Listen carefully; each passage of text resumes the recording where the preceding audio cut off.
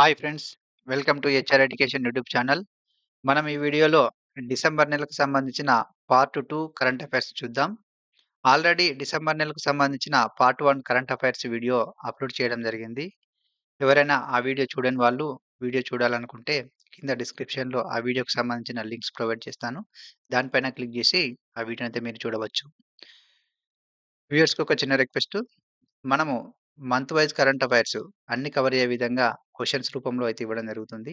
అదే విధంగా దానికి సంబంధించిన ఎక్స్‌ప్లనేషన్ కూడా ఇవ్వడం జరుగుతుంది. కాబట్టి అభ్యర్థులు చివరి వరకు పూర్తిగా చూడండి. ఈ వీడియోస్ గనుక మీకు నచ్చినట్లయితే లైక్ చేసి సబ్స్క్రైబ్ చేయండి. అదే విధంగా పోటీ పరీక్షలకు ప్రిపేర్ అయ్యే అభ్యర్థులకి షేర్ చేయండి. ఇప్పుడు టాపిక్‌లోకి వెళ్దాం. ఇక్కడ మనము పార్ట్ 1 వీడియోకి కంటిన్యూషన్‌లో భాగంగా చూద్దాం. ఇక్కడ 16వ క్వెషన్ చూసినట్లయితే 47వ ASEAN association of south east Asian nation శిఖరాగ్ర సదస్సు గురించి కింది వాక్యాలలో సరికానిది గుర్తించండి అని అడుగుతున్నాడు. ఇక్కడ సరికానిది గుర్తించండి అని చెప్పేసి ఇక్కడ 4 ఆప్షన్స్ అయితే ఇవ్వడం జరిగింది. ఇక్కడ నా ఎక్స్‌ప్లనేషన్ వినబోయే ముందు మీరు వీడియోని పాజ్ చేసి ఆన్సర్ చేసే ప్రయత్నం చేయండి. తర్వాత నా ఎక్స్‌ప్లనేషన్ వినండి. ఇక్కడ ఫస్ట్ ఆప్షన్ చూసినట్లయితే ఈ సదస్సును 2025 అక్టోబర్ 26 నుంచి 28వ తేదీ వరకు మలేషియా రాజధాని కౌలాలంపూర్‌లో నిర్వహించారంటున్నాడు. ఈ స్టేట్‌మెంట్ అనేది కరెక్టే అవుతుంది. ఎందుకంటే ఏసియన్ సదస్సు 47వ ఏసియన్ సదస్సు అనేది నే మలేషియా రాజధాని కౌలాలంపూర్‌లో నిర్వహించారు. ఇప్పుడు ఏసియన్ సదస్సు అనేది ప్రతి సంవత్సరం నిర్వహిస్తారు. దాంట్లో భాగంగా 47వ సదస్సు అనేది కౌలాలంపూర్‌లో నిర్వహించారు. ఈ స్టేట్‌మెంట్ కరెక్ట్. ఇక సెకండ్ స్టేట్‌మెంట్ చూసినట్లయితే మలేషియా రా మలేషియా ప్రధానమంత్రి అన్వర్ ఇబ్రాహీం. మలేషియా ప్రధానమంత్రి అన్వర్ ఇబ్రాహీంని ఎందుకు ఇక్కడ మెన్షన్ చేశామంటే, ఇప్పుడు ఏ దేశంలో అయితే ఏసియన్ సదస్సు జరుగుతుందో ఆ దేశ ప్రధానమంత్రి, ఆ దేశ ప్రధానమంత్రి అధ్యక్షత వహిస్తాడు ఈ సదస్సుకి. కాబట్టి ఈ ఇక్కడ మలేషియా రాజధాని కౌలాలంపూర్‌లో జరిగిన ఈ సదస్సుకి ఆ దేశ ప్రధానమంత్రి అన్వర్ ఇబ్రాహీం అధ్యక్షత వహించాడు. ఈ స్టేట్‌మెంట్ కూడా కరెక్టే అవుతుంది.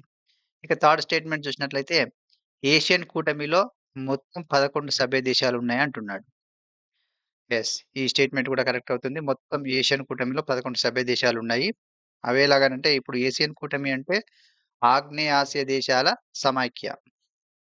అంటే association of south east Asian nation.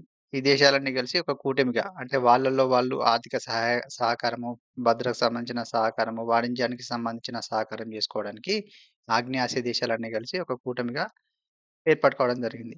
ఎప్పుడంటే 1967 ఆగస్టు 8న ఏర్పాటు కావడం జరిగింది. అప్పుడు ఏర్పడ్డప్పుడు అంటే దీని హెడ్ క్వార్టర్ ఎక్కడ వచ్చేసిందంటే ఇండోనేషియా రాజధాని జకార్తాలో దీని హెడ్ క్వార్టర్‌గా ఏర్పాటు చేసుకోవడం జరిగింది. ఇండోనేషియా రాజధాని జకార్తాలో ఏర్పాటు చేసుకున్నారు. అప్పుడు ఏర్పడ్డప్పుడు సభ్య దేశాలొచ్చేసి 10గా ఉండేవి. దీంట్లో మనకు సభ్యత్వం లేదు. ఏసియన్ కూటమిలో భారత్‌కి సభ్యత్వం లేదు. ఇప్పుడు 10 దేశాలుండేది. ఇప్పుడు రీసెంట్‌గా 47వ సమావేశంలో ఒక 11 సభ్య దేశంగా తూర్పు తైమూర్ దేశం చేరడం జరిగింది. తూర్పు తైమూర్. ఇది ఇండోనేషియాకి తూర్పున ఉన్నటువంటి దేశం. ఇది 2002లో స్వాతంత్రం పొందింది. అంతకుముందు వరకు గూడా ఇది ఇండోనేషియా ఆధీనంలోనే ఉండేది. ఇట్లా స్వతంత్రం పొంది ఇప్పుడు ఈ ఏసియన్ కూటమిలో సభ్యత్వం తీసుకుంది. ఈ యొక్క సమావేశంలో. ఈ స్టేట్‌మెంట్ అనేది కరెక్ట్ అవుతుంది.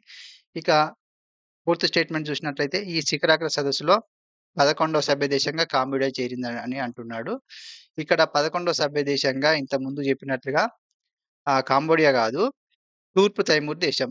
తూర్పు తైమూర్ దేశం అనేది 11వ సభ్య దేశంగా చేరడం జరిగింది. కాబట్టి ఈ స్టేట్‌మెంట్ అనేది రాంగ్ అవుతుంది. ఇక్కడ దీంట్లో సభ్య దేశాలు గనుక మనం ఒకసారి చూసుకున్నట్లయితే, ఈ మరి 10 సభ్య దేశాలేంటి? 11 సభ్య దేశాలేంటి అని చూసుకున్నట్లయితే, ఇక్కడ ఇండోనేషియా ఉంటుంది.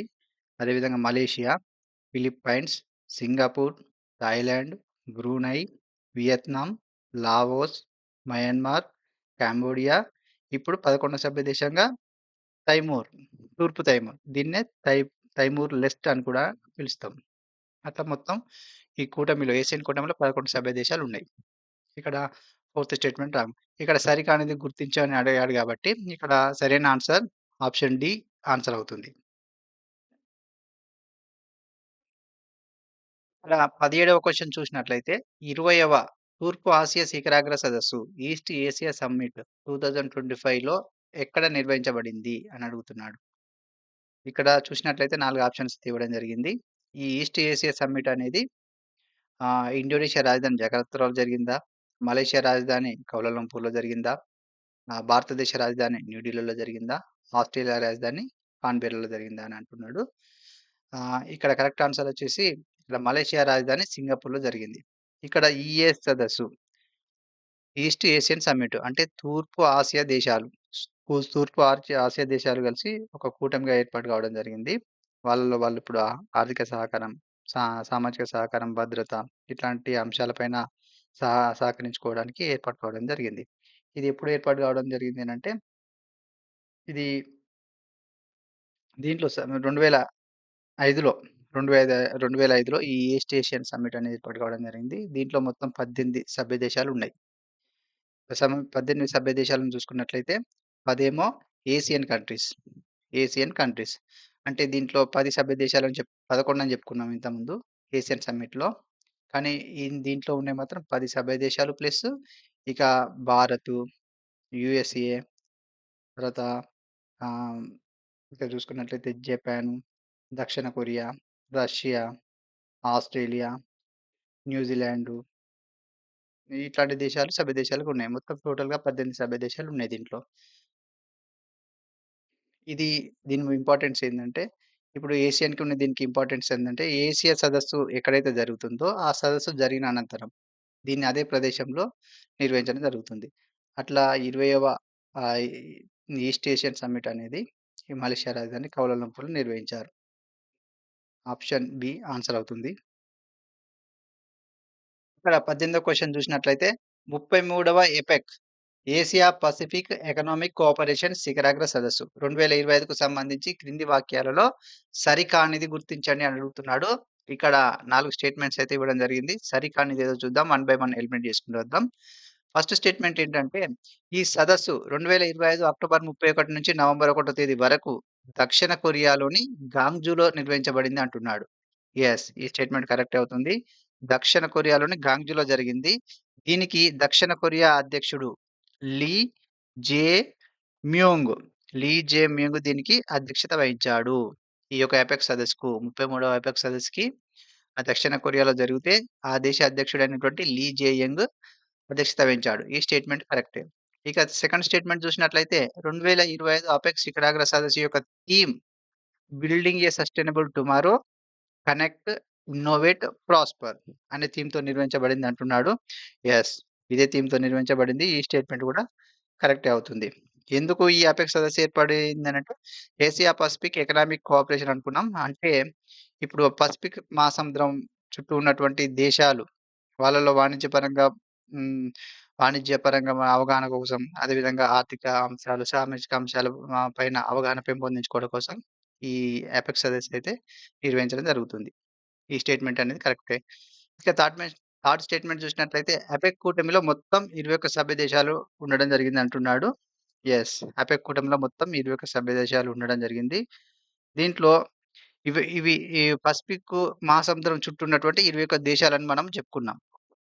ఈ 21 సభ్య దేశాల్లో మరి భారత్‌కు సభ్యత్వం ఉందా అంటే భారత్‌కి సభ్యత్వం లేదు. కాబట్టి ఈ స్టేట్మెంట్ కూడా 21 సభ్య దేశాలకైతే సభ్యత్వం ఉంది. ఈ స్టేట్మెంట్ అనేది కరెక్ట్. ఇక ఆప్షన్ డి స్టేట్మెంట్ 4 చూసుకున్నట్లయితే 2026 నవంబర్‌లో జరిగే 34వ ఎపెక్ శిఖరాగ్ర సదస్సు జపాన్‌లో జరగనుంది అంటున్నాడు. ఇక్కడ 33వ సదస్సేమో ఇప్పుడు దక్షిణ కొరియాలోని గాంగ్జూలో జరిగింది. 34వ శిఖరాగ్ర సదస్సు మాత్రం ఇది చైనాలోని షిన్‌జెన్ పట్టణం లోపల. చైనాలోని షిన్‌జెన్, షెన్‌జెన్ పట్టణం లోపల నిర్వహించనున్నారు. 2026 నవంబర్ లోపల. కాబట్టి ఈ స్టేట్మెంట్ అనేది రాంగ్ అవుతుంది. ఇక్కడ సరికానిది అడుగుతున్నాడు కాబట్టి ఆప్షన్ డి ఆన్సర్ అవుతుంది. ఇక్కడ 19వ క్వెషన్ చూసినట్లయితే తేలికపాటి యుద్ధ విమానం light combat aircraft Tejas mark 1A యొక్క మూడవ ఉత్పత్తి కేంద్రాన్ని ఎక్కడ ప్రారంభించారు అని అడుగుతున్నాడు. 4 ఆప్షన్స్ అయితే ఇచ్చాడిక్కడ. ఆప్షన్ ఏ కర్ణాటక రాష్ట్రం మంగళూరులో ఉన్నటువంటి హిందుస్థాన్ ఏరోనాటిక్ లిమిటెడ్‌లోన, తర్వాత మహారాష్ట్ర నాసిక్‌లోని హిందుస్థాన్ ఏరోనాటిక్స్ లిమిటెడా, గుజరాత్ రాష్ట్రంలోని జామ్‌నగర్‌లోని హిందుస్థాన్ ఏరోనాటిక్స్ లిమిటెడా? పశ్చిమ బెంగాల్ రాష్ట్రం కలకత్తాలోని హిందుస్థాన్ ఏరోనాటిక్స్ లిమిటెడ్‌లోనా? ఎక్కడ స్థాపించారు మూడో కేంద్రాన్ని అని అడుగుతున్నాడు. ఇక్కడ కరెక్ట్ ఆన్సర్ వచ్చేసి ఆప్షన్ బి. మహారాష్ట్రలోని నాసిక్‌లో ఉన్నటువంటి హిందుస్థాన్ ఏరోనాటిక్స్ లిమిటెడ్ లోపల ఈ యొక్క తేజస్ మార్క్ 1A యుద్ధ విమానాల ఉత్పత్తికి సంబంధించిన తయారీ కేంద్రాన్ని మూడవది ఏర్పాటు చేయడం జరిగింది. అంతకుముందు మన దేశంలో 2 ఉన్నాయి. వాటి యొక్క ఉత్పత్తి సామర్థ్యం సంవత్సరానికి ఎంత ఉందంటే 16 యుద్ధ విమానాలను ఉత్పత్తి చేస్తుంది. ఇప్పుడు ఈ మూడవ ఉత్పత్తి కేంద్రం అనేది సంవత్సరానికి 8 యుద్ధ విమానాలను ఉత్పత్తి చేస్తుంది. అట్లా మొత్తం ఇప్పుడు మనము ఈ యుద్ధ విమానాలని ఉత్పత్తి సామర్థ్యం ఎంత ఉంది సంవత్సరానికంటే 24 మనం ఉత్పత్తి చేయవచ్చు. ఇప్పుడు టోటల్‌గా.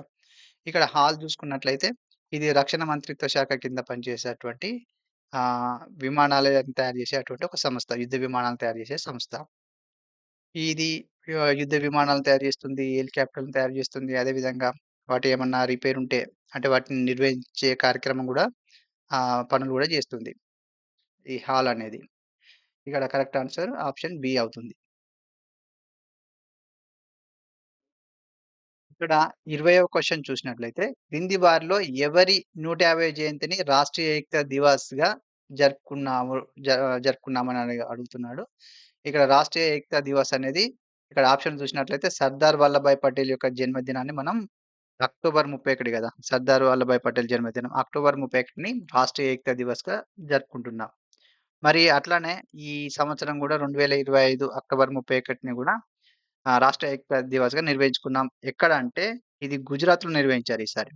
గుజరాత్‌లోని నర్మదా జిల్లాలో, కేవడియాలో సర్దార్ వల్లభాయ్ పటేల్ యొక్క 597 అడుగుల విగ్రహం ఉంటుంది గదా! దాన్ని స్టాచ్యూ ఆఫ్ యూనిటీ అంటాం గదా! ఆ స్టాచ్యూ ఆఫ్ యూనిటీ వద్ద ఈ యొక్క కార్యక్రమాన్ని రాష్ట్ర ఏకతా దివస్ కార్యక్రమాన్నయితే నిర్వహించడం జరిగింది. దీంట్లో నరేంద్ర మోడీ పాల్గొని ఒక ప్రత్యేక నాణాన్ని, అదేవిధంగా ఒక స్టాంప్‌ను గూడా విడుదల చేయడం జరిగింది. ఇక మరి సర్దార్ వల్లభాయ్ పటేల్ గురించి చూసినట్లయితే ఇతను స్వాతంత్ర సమరయోధుడు. అదేవిధంగా భారతదేశానికి తొలి ఉప ప్రధానమంత్రిగా గూడా పనిచేశాడు. ఇతన్ని భారతీయ ఉక్కు మనిషి అని గూడా అంటాం. ఇతడు మరి ఏకతా దివస్‌గా రాష్ట్రీయ ఏకతా దివస్‌గా ఎందుకు జరుపుకుంటామంటే, ఇతను స్వాతంత్రానంతరము అనేక స్వదేశీ సంస్థానాలు విలీనం కావడంలో ఇతని పాత్ర ఎంతో ఉంది. ఎంతో కృషి చేసి స్వదేశీ సంస్థానాలన్నిటిని భారతదేశంలో ఏకం జేసి, ఒక విశాల భారతదేశంగా ఇతను ఏర్పాటు జేయడంలో ఇతని కృషి ఎంతో ఉంది. దీనికి గుర్తింపుగా మనం ఇతని జయంతి అయినటువంటి అక్టోబర్ 31ని రాష్ట్రీయ ఏకతా దివస్‌గా జరుపుకుంటున్నాం. ఇక్కడ ఆన్సర్ వచ్చేసి ఆప్షన్ బి కరెక్ట్ అవుతుంది. ఇక్కడ 21వ క్వెషన్ చూసినట్లయితే, తమిళనాడు ప్రభుత్వం ఏర్పాటు చేస్తున్న అరణ్ రక్షణ వసతి గృహాలు ఎవరికి సంబంధించినవి అని అడుగుతున్నాడు. ఇక్కడ 4 ఆప్షన్స్ అయితే ఇవ్వడం జరిగింది. ఈ రక్షణ వసతి గృహాలు, అరణ్ వసతి గృహాలు ఎవరి కోసమని అడుగుతున్నాడు. వృద్ధుల కోసమా? అనాథ పిల్లల కోసమా? ఒంటరి మహిళల కోసమా? హిజ్రాలు అంటే ట్రాన్స్‌జెండర్స్ కోసమా అని అడుగుతున్నాడు. ఈ అరణ్ రక్షణ గృహాలను మాత్రము తమిళనాడు ప్రభుత్వము హిజ్రాల కోసం నిర్మిస్తున్నారు. ట్రాన్స్‌జెండర్స్ కోసం. ఎందుకంటే ఇప్పుడు వాళ్ళకి ఏమైనా దీంట్లో భాగంగా వాళ్ళకేమైనా ఆరోగ్య సమస్యలుంటే ఆహ్, ఆహ్, సేవలు పొందడానికి, అదేవిధంగా ఏమైనా లీగల్ ఇష్యూస్ ఉన్నా గూడా అటువంటి సంబంధించిన సేవలు పొందడానికి, అదేవిధంగా ఉద్యోగావకాశాలు పొందే సేవలివ్వడానికి ఈ వసతి గృహాలైతే ఏర్పాటు జేయడం జరుగుతుంది. ఆహ్, ఈ ఈ క్వెషన్‌కి ఆన్సర్ అనేది ఆప్షన్ డి ఆన్సర్ అవుతుంది. ఇక్కడ 22వ క్వెషన్ చూసినట్లయితే, ప్రపంచంలోనే మొట్టమొదటి మైనపు రామాయణ మ్యూజియంను ఎక్కడ ప్రారంభించారని అడుగుతున్నాడు. ఇక్కడ 4 నగరాల పేర్లిచ్చాడు. ఢిల్లీలోనా? చండీగఢ్‌లోనా? అయోధ్యలోనా? లక్నోలోనా? ఇటీవల మైనపు రామాయణ మ్యూజియాన్ని అయోధ్యలో నిర్మించడం జరిగింది. దీన్ని ఏ సంస్థ నిర్మించింది అంటే కేరళకు చెందినటువంటి కేరళకు చెందినటువంటి ఆహ్, వాక్స్ సునిల్ వాక్స్ మ్యూజియం అనే సంస్థ. సునిల్ వాక్స్ మ్యూజియం అనే సంస్థ దీన్ని నిర్మించింది. ఎందుకు మరి ఇది సునీల్ మ్యూజియం ఆహ్, వాక్స్ మ్యూజియానికి సంస్థకి ఇవ్వడం జరిగిందంటే, వీళ్ళు ఆల్రెడీ కేరళలో కొంతమంది సెలబ్రిటీలకు సంబంధించినటువంటి మైనపు మ్యూజియాన్నయితే ఏర్పాటు చేయడం జరిగింది. ఆ అనుభవం ఉండడంతో వీళ్ళకి ఆ కాంట్రాక్ట్ అయితే ఇవ్వడం జరిగింది. ఇట్లా సునీల్ వ్యాక్స్ మ్యూజియం అనే సంస్థ వాళ్ళు ఈ అయోధ్య లోపల మైనపు రామాయణ మ్యూజియాన్ని అయితే నిర్మించారు. ఇక్కడ 23వ క్వెషన్ చూసినట్లయితే భారతదేశంలో తొలి ఆహ్, రాస్ పూర్తి స్థాయి డిజిటల్ ట్రైబల్ మ్యూజియాన్ని ఎక్కడ ప్రారంభించారని అడుగుతున్నాడు. ఇక్కడ ఛత్తీస్‌గఢ్‌లోని రాయ్‌పూర్‌లోనా, జార్ఖండ్‌లోని రాంచీలోనా, మహారాష్ట్రలోని ముంబైలోనా, పశ్చిమ బెంగాల్‌లోని కోల్‌కత్తాలోనా?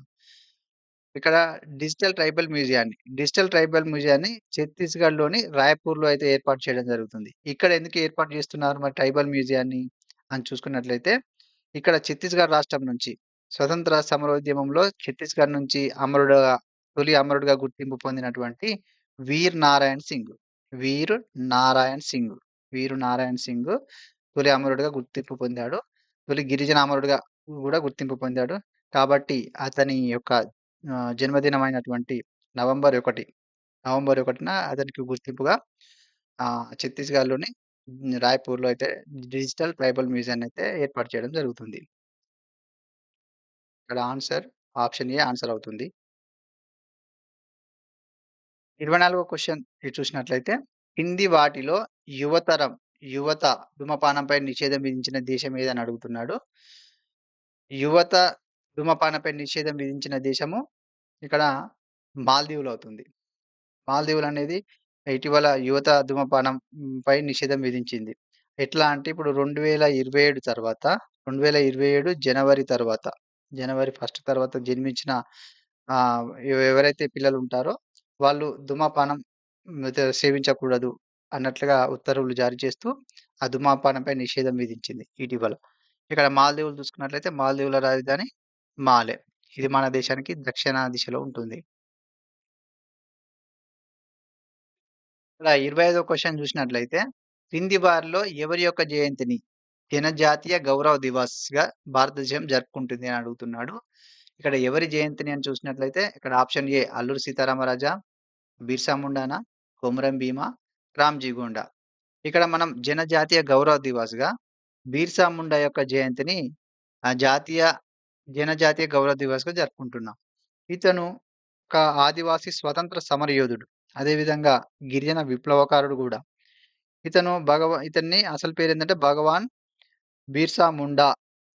భగవాన్ బిర్సా ముండా అంటాము. ఇతను 1875 లోపల జార్ఖండ్ రాష్ట్రంలో జన్మించాడు. ఇతను గిరిజన హక్కుల కోసం గిరిజనుల యొక్క భూముల కోసం పోరాటం చేసిండు.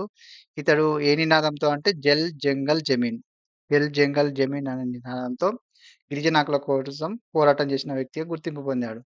ఇతని యొక్క 150 జయంతి అనేది ఇటీవల ఇప్పుడు దీని జన్మదినాన్ని మనం జనజాతీయ గౌరవ దివస్‌గా జరుపుకుంటున్నాం గదా! ఎప్పుడు అనంటే నవంబర్ 15 జరుపుకుంటున్నాం. ఈ సంవత్సరం నవంబర్ 15న మనం ఈ జనజాతీయ గౌరవ దివస్‌గా ఎక్కడ జరుపుకుంటున్నామంటే గుజరాత్‌లోని దేడియాపాద పట్టణం లోపల నిర్వహించుకుంటున్నాం. దీంట్లో ఈ కార్యక్రమంలో నరేంద్ర మోడీ పాల్గొని ఒక 9,700,00,00,000 అభివృద్ధి కార్యక్రమాలకు శంకుస్థాపన అయితే చేయడం జరిగింది. దీంట్లో భాగంగా 50, 50 ఏకలవ్య ఆహ్, పట పాల పాఠశాలలకు గూడా శంకుస్థాపన చేయడం జరిగింది. 50 ఏకలవ్య పాఠశాలలకు గూడా శంకుస్థాపన చేశాడు. ఈ ఏకలవ్య పాఠశాలంటే గిరిజన విద్యార్థుల కోసం, గిరిజన విద్యార్థుల విద్యాభివృద్ధి కోసం ఈ ఏకలవ్య గురుకుల విద్యాలయాలైతే కేంద్ర ప్రభుత్వం వీటిని ఏర్పాటు చేసి వీటిని నిర్వహిస్తుంది. అట్లా 50 రీసెంట్‌గా గూడా శంకుస్థాపన చేయడం జరిగింది 50 సో, ఇక్కడ ఆన్సర్ వచ్చేసి ఆప్షన్ బి ఆన్సర్ అవుతుంది. ఇక్కడ 26వ క్వెషన్ చూసినట్లయితే UNEP United nations environment programme విడుదల చేసిన ఎమిషన్ గ్యాప్ రిపోర్ట్ 2025 ప్రకారము ప్రపంచంలోనే అత్యధికంగా గ్రీన్ హౌస్ ఉద్గారాలు విడుదల చేస్తున్న దేశం ఏది అని క్వెషన్ అడుగుతున్నాడు. ఇక్కడ 4 ఆప్షన్స్ అయితే ఇచ్చాడు. భారత, చైనానా, యూఎస్ఏనా, పాకిస్తానా? అంటే యుఎన్ఏపి వారు ప్రతి సంవత్సరం ఈ గ్రీన్ హౌస్ ఉద్గారాలకు సంబంధించి ఒక రిపోర్ట్‌నయితే విడుదల చేస్తుంది. ఆ రిపోర్ట్ ప్రకారము అత్యధిక ఉద్గారాలు విడుదల చేస్తున్న దేశంగా భారత్ అయితే నిలిచింది. భారత్ అయితే ఈ లిస్ట్‌లో ఉండడం జరిగింది. ఇక్కడ యుఎన్ఈపీ చూసుకున్నట్లయితే ఇప్పుడు మనకు 1972లో ఆహ్, మనకొక సదస్సు జరుగుతుంది. ఎన్విరాన్మెంట్‌కి సంబంధించిన ఒక సదస్సు జరుగుతుంది. ఆ సదస్సు ఆ సదస్సులో భాగంగానే దీన్ని 1972లో ఏర్పాటు యూఎన్‌ఈపీని అంటే యునైటెడ్ నేషన్స్‌కి అనుబంధంగా దీన్ని యూఎన్‌ఈపీని ఏర్పాటు చేయడం జరిగింది. దీని యొక్క హెడ్ క్వార్టర్ ఎక్కడ ఉందంటే కెన్యాలోని నైరోబీలో ఉంది. దీని యొక్క హెడ్ క్వార్టర్ నైరోబీలో ఉంది. ఇది ఏం చేస్తుంది అంటే ఇప్పుడు పర్యావరణ రక్షణకు సంబంధించిన కార్యక్రమాలు చేపడుతుంది. అదేవిధంగా పర్యావరణ రక్షణకు చర్యలను వివిధ దేశాలకు ఇది కొన్ని సమన్లు జారీ చేస్తుంది. అంటే ఏ విధంగా మనం పర్యావరణాన్ని కాపాడుకోవచ్చో అన్నటువంటి ఆ విధి విధానాలను రూపొందిస్తుంది. అదేవిధంగా ప్రపంచ దేశాలు వాతావరణాన్ని కాపాడే ఉద్దేశ్యంతో కొన్ని వాగ్దానాలు చేస్తాయి. అంటే కర్బన ఉద్గారాలు తగ్గించడానికి కొన్ని వాగ్దానాలు చేస్తాయి. మరి రియల్ టైమ్‌లో ఎంత కర్బన ఉద్గారాలు చేస్తున్నాయి అన్న అట్లాంటి రిపోర్ట్‌లను కూడా ఇది విడుదల చేస్తుంది. అట్లా గ్రీన్ హౌస్ గ్యాసెస్ ఉద్గారాలకు సంబంధించిన రిపోర్టే ఈ యొక్క ఎమిషన్ గ్యాప్ రిపోర్ట్. దీంట్లో భారత్ అత్యధికంగా గ్రీన్ హౌస్ గ్యాస్ ఉద్గారాలు చేస్తున్న దేశంగా నిలిచింది. 27వ క్వెషన్ చూసినట్లయితే 2025 సంవత్సరానికి గాను యునెస్కో విడుదల చేసిన క్రియేటివ్ సిటీస్ నెట్‌వర్క్‌లోని పాకశాస్త్ర నైపుణ్య అంటే గ్యాస్ట్రోనమీ విభాగంలో చోటు దక్కించుకున్న భారతీయ నగరం ఏది అని అడుగుతున్నాడు. ఇక్కడ 4 నగరాల భారతీయ నగరాల పేర్లయితే ఇవ్వడం జరిగింది. మరి ఈ గ్యాస్ట్రోనమీ విభాగంలో చోటు దక్కించుకున్న నగరం ఏది అంటే ఇక్కడ లక్నోనా, హైదరాబాదా, ముంబయా, కలకత్తానా? ఈచివి ఈ లిస్ట్ లోపల పేరు దక్కించుకున్నటువంటి స్థానం దక్కించుకున్నటువంటి నగరం లక్నో అవుతుందిక్కడ. ఇక్కడ యునెస్కో అంటే మనకు తెలుసు united nations education and scientific and cultural organization అనే మీనింగ్ వస్తుంది. దీని యొక్క హెడ్ క్వార్టర్ ఎక్కడ ఉందంటే పారిస్‌లో ఉంటుంది. ఇది ప్రతి సంవత్సరం ప్రతి సంవత్సరము world cities day world cities డేగా జరుపుకున్నటువంటి వరల్డ్ సిటీస్ డేగా జరుపుకునేటువంటి అక్టోబర్, అక్టోబర్ 31న ఈ క్రియేటివ్ సిటీస్ నెట్‌వర్క్ అనే పేరుతో ఒక లిస్ట్‌నయితే విడుదల చేయడం జరుగుతుంది. ఒక నైపుణ్యాలు కలిగినటువంటి ఏదైనా ఒక విభాగంలో అంటే 8 విభాగాలలో నైపుణ్యం కలిగినటువంటి నగరాల లిస్ట్‌నయితే విడుదల చేయడం జరుగుతుంది. అట్లా ఈ 8 విభాగాల్లో ఒక విభాగమైనటువంటి గ్యాస్ట్రోనమీ విభాగంలో మన భారతీయ నగరం చోటు దక్కించుకుంది. అదే ఆ లక్నో. అంతకుముందే అంతకుముందే ఇప్పుడు ఈ గ్యాస్ట్రోనమీ విభాగంలో మన హైదరాబాద్ 2019లోనే చోటు దక్కించుకుంది. ఇక్కడ 8 విభాగాలన్నట్లయితే ఇప్పుడు గ్యాస్ట్రోనమీ ఉంది. అదేవిధంగా ఇప్పుడు ఫోక్ డాన్సులు ఇట్లా ఉంటాయి గదా! ఫోక్ డాన్స్ విభాగము, ఇంకేదన్నా కళలు అట్లాంటి విభాగాలనేది మొత్తం 8 విభాగాలుగా ఇది లిస్ట్ అనేది విడుదల జేయడం జరుగుతుంది. ఇక్కడ ఆన్సర్ వచ్చేసి ఆప్షన్ ఏ ఆన్సర్ అవుతుంది. ఇక్కడ 28వ క్వెషన్ చూసినట్లయితే, క్రింది వారిలో ప్రపంచంలోని 9 ఎత్తైన పర్వతాలు ఎక్కిన తొలి భారతీయుడిగా రికార్డ్ సృష్టించిన వారు ఎవరు అని అడుగుతున్నాడు. ఇక్కడ ఆప్షన్స్ చూసినట్లయితే తమ్మినేని భరత, అరుణిమ కుమార, సాయిరామ, రాఘవేంద్రరావు. ఇక్కడ 9 ఎత్తైన శిఖరాలు, పర్వతాలు అధిరోహించి రికార్డ్ సృష్టించిన వ్యక్తి తమ్మినేని భరత్. ఈయన ఆంధ్రప్రదేశ్‌లోని కర్నూల్‌కు చెందిన వ్యక్తి. ఈయన ప్రపంచంలో ఉన్నటువంటి 14 ఎత్తైన శిఖరాలలో 9టిని అధిరోహించిండితే. ఈ 9 దాదాపు 8,000 మీటర్ల కంటే ఎత్తుగానే ఉన్నవి. ఫర్ ఎగ్జాంపుల్ చూసుకున్నట్లయితే ఆ శిఖరాలు ఏవేవని చూసుకున్నట్లయితే ఇప్పుడు ఎవరెస్టు, తర్వాత మౌంట్ మనస్లు, అదేవిధంగా మౌంట్ అన్నపూర్ణ, తర్వాత మౌంట్ కాంచనగంగా, మౌంట్ మకాలు, తర్వాత చైనాలో ఉన్నటువంటి షీషా, పాంగ్మా, అదేవిధంగా నేపాల్‌లో ఉన్నటువంటి ధవళగిరి ఇట్లాంటి 9 అత్యంత ఎత్తైన పర్వతాలు అధిరోహించి రికార్డ్ అయితే సృష్టించడం జరిగింది. ఇక్కడ ఆన్సర్ వచ్చేసి ఆప్షన్ ఏ ఆన్సర్ కరెక్ట్ అవుతుంది. 29వ క్వెషన్ చూసినట్లయితే 2025 సంవత్సరానికి గాను బుకర్ ప్రైజ్ అందుకున్న రచయిత ఎవరు అని అడుగుతున్నాడు. ఇక్కడ నలుగురి రచయితల పేర్లయితే ఇవ్వడం జరిగింది.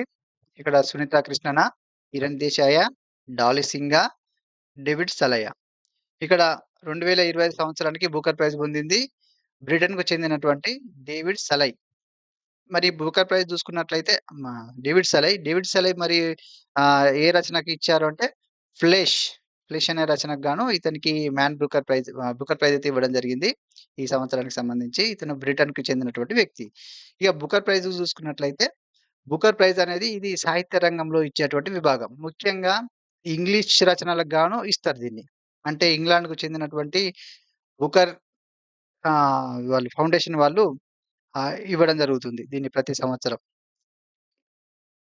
కాబట్టి ఇక్కడ ఆన్సర్ ఆప్షన్ డి ఆన్సర్ అవుతుంది. 30వ క్వెషన్ చూసినట్లయితే ఇటీవల కేంద్ర ప్రభుత్వం ప్రారంభించిన భారత్ టాక్సీ సేవలు పైలట్ ప్రాజెక్టును కింది ఏ నగరంలో ప్రారంభించారు అని ఇచ్చి ఇక్కడ 4 ఆప్షన్స్ అయితే ఇవ్వడం జరిగింది. ఇక్కడ భారత్ టాక్సీ అనేది పైలట్ ప్రాజెక్ట్ ఏ నగరంలో చేపట్టారని అడిగాడు. ఇక్కడ హైదరాబాద్‌లోనా, కలకత్తాలోనా, ఢిల్లీలోనా, లక్నోలోనా? ఈ భారత్ టాక్సీ సేవలు పైలట్ ప్రాజెక్ట్ అనేది ఢిల్లీలో ప్రారంభించడం జరిగింది. ఈ భారత్ టాక్సీ అనేది ఇప్పుడు మనకు పనిచేస్తున్నటువంటి ఇప్పుడు మోటార్ క్యాబ్స్ ఉంటాయి గదా! ఓలా, ఊబరు ఇట్లాంటి సేమ్ ఇట్లనే పనిచేసేటువంటి ఇది ఒక ఆన్‌లైన్ ప్లాట్‌ఫార్మ్ అన్నట్టు. సో, దీని ద్వారా క్యాబ్ డ్రైవర్లు ఏం జేయొచ్చు దీంట్లో రిజిస్టర్ అయ్యి సేవలు అందించవచ్చు. ఇగ వాళ్ళకచ్చేటువంటి ఆదాయము 100% క్యాబ్ డ్రైవర్లకే చెందే విధంగా ఈ యాప్‌నైతే ఉచితంగా రూపొందించడం జరిగింది. దీంట్లో ఉచితంగా రిజిస్టర్ జేసుకోవచ్చు వాళ్ళు. 100% క్యాబ్ డ్రైవర్లకే వెళ్తుంది ఆదాయం అనేది. ఇక్కడ ఓలా, ఊబర్ లాంటివి చూసుకున్నట్లయితే కొద్దిగా ఎక్కువ రుసుము వసూలు జేస్తారు. సో, దాంతో పోల్చుకున్నట్లయితే ఈ భారత్ టాక్సీ గవర్నమెంటే దీన్ని రూపొందించింది గాబట్టి 100% ఈ క్యాబ్ డ్రైవర్లకే చెందుతుంది. ఇగ ఆన్సర్ వచ్చేసి ఆప్షన్ సి ఆన్సర్ అవుతుంది. ఇక్కడ 31 క్వెషన్ చూసినట్లయితే, కేంద్ర గణాంకాలు, పథకాల అమలు మంత్రిత్వ శాఖ విడుదల చేసిన చిల్డ్రన్ ఇన్ ఇండియా 2025 రిపోర్టు ప్రకారం భారతదేశంలో ఎంత శాతం చిన్నారులు పోషకాహార లోపంతో బాధపడుతున్నారు అని ఇవ్వడం జరిగింది. ఇక్కడ ఈ రిపోర్ట్ ప్రకారం ఈ చిల్డ్రన్ ఇన్ ఇండియా 2025 రిపోర్ట్ ప్రకారం పోషకాహార లోపంతో బాధపడుతున్న చిన్నారుల శాతం దేశంలో చూసుకున్నట్లయితే 35.5% ఉంది. అంటే ఇక్కడ ఆన్సర్ ఆప్షన్ బి ఆన్సర్ అవుతుంది. ఇక 30.1 చూసుకున్నట్లయితే ఇది పట్టణ ప్రాంతాల్లోని పోషకాహార లోపంతో బాధపడుతున్న చిన్నారుల శాతం. ఇక 37.3 అంటే ఇది గ్రామీణ ప్రాంతాల్లో పోషకాహార లోపంతో బాధపడుతున్నటువంటి చిన్నారుల శాతం. ఇక దేశంలో ఎక్కువగా ఏ రాష్ట్రంలో చిన్నారులు పోషకాహార లోపంతో బాధపడుతున్నారని చూసుకున్నట్లయితే మేఘాలయ.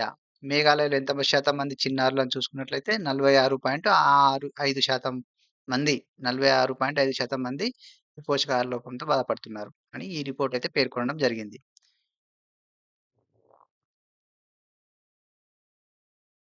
ఇక్కడ 32వ క్వెషన్ చూసినట్లయితే క్రింది వాక్యాలను పరిగణించండి అని అడుగుతున్నాడు. ఇక్కడ 3 స్టేట్‌మెంట్స్ అయితే ఇవ్వడం జరిగింది. ఫస్ట్ స్టేట్‌మెంట్ చూసినట్లయితే వికీపీడియాకు పోటీగా ఎలాన్ మస్క్ తీసుకొచ్చిన వెబ్‌సైట్ గ్రోకీపీడియా అంటున్నాడు. గ్రోకీపీడియా అంటున్నాడు. యెస్ ఇది కరెక్టే. ఎలాన్ మస్క్ వికీపీడియాకు పోటీగా గ్రోకీపీడియా అనే ఒక వెబ్‌సైట్‌నయితే రూపొందించడం జరిగింది. ఇక్కడ ఎలాన్ మస్క్ చూసుకున్నట్లయితే ఇతను ఒక వ్యాపార దిగ్గజవేత్త. ఒక వ్యాపారవేత్త. ఇతను ఇతనికి ఇప్పుడు చూసుకున్నట్లయితే టెస్లా అనే ఒక ఆటోమొబైల్ కంపెనీ ఉంది. అదేవిధంగా ఇటీవల స్పేస్ ఎక్స్ అనే అంతరిక్షానికి సంబంధించినటువంటి సంస్థను గూడా ఏర్పాటు జేయడం జరిగింది. ఇట్లా ఇప్పుడు ఈ వికీపీడియాకి పోటీగా గ్రోకీపీడియా అనే వెబ్‌సైట్‌ని గూడా రూపొందించాడు. ఈ స్టేట్‌మెంట్ అనేది కరెక్టే అవుతుంది. ఇక సెకండ్ స్టేట్‌మెంట్ చూసినట్లయితే భారత క్రికెట్ జట్టు మాజీ కెప్టెన్ మహమ్మద్ అజారుద్దీన్ ఇటీవల తెలంగాణ రాష్ట్ర మంత్రిగా బాధ్యతలు స్వీకరించాడంటున్నాడు. ఇటీవల మంత్రిగా మా మహమ్మద్ అజారుద్దీన్ మాజీ భారత జట్టు క్రికెట్ కెప్టెన్ మా మహమ్మద్ అజారుద్దీన్ అయితే మంత్రిగా అయితే బాధ్యతలు స్వీకరించాడు. ఈ స్టేట్‌మెంట్ కూడా కరెక్టే అవుతుంది. ఇక థర్డ్ స్టేట్‌మెంట్ చూసినట్లయితే జీవం ఉనికికి కారణమైన జన్యు పదార్థాన్ని కనుగొన్న శాస్త్రవేత్త జేమ్స్ వాట్సన్ అంటున్నాడు. జన్యువును కనిపెట్టిన శాస్త్రవేత్త జేమ్స్ వాట్సన్. ఇతను ఇటీవల వార్తల్లో ఎందుకున్నాడంటే ఇతను ఇటీవల యూఎస్ఏలో మరణించడం జరిగింది. కాబట్టి ఈ స్టేట్‌మెంట్ కూడా కరెక్ట్ అవుతుంది. ఇక్కడ మరి కింది వాటిలో సరైనవి ఏవి అని అడుగుతున్నాడు కాబట్టి అన్ని స్టేట్‌మెంట్స్ ఇక్కడ సరైనవే. కాబట్టి ఆన్సర్ ఆప్షన్ ఏ ఆన్సర్ అవుతుంది. ఇక్కడ 33వ క్వెషన్ చూసుకున్నట్లయితే ఐక్యరాజ్య సమితి దినోత్సవం యునైటెడ్ నేషన్స్ డే అయినటువంటి అక్టోబర్ 24, 2025 యొక్క థీమ్ ఏదని అడుగుతున్నాడు. యునైటెడ్ నేషన్స్ యొక్క థీమ్ ఏంటి అని అడుగుతున్నాడు ఈ సంవత్సరానికి. ఇక్కడ ఆన్సర్ చూసినట్లయితే బిల్డింగ్ అవర్ ఫ్యూచర్ టుగెదర్ ఇది ఆన్సర్ అవుతుంది. మనము అక్టోబర్ 24న ఐక్యరాజ్య సమితి ఏర్పడ్డటువంటి అక్టోబర్ 24న ఐక్యరాజ్య సమితి దినోత్సవంగా మనం జరుపుకుంటున్నాం ప్రతి సంవత్సరం. అట్లాగే ఈ సంవత్సరం గూడా అక్టోబర్ 24న ఐక్యరాజ్య సమితి దినోత్సవంగా నిర్వహించుకున్నాం. ఏ థీమ్‌తో నిర్వహించారంటే బిల్డింగ్ అవర్ ఫ్యూచర్ టుగెదర్ అనే థీమ్‌తో నిర్వహించారు.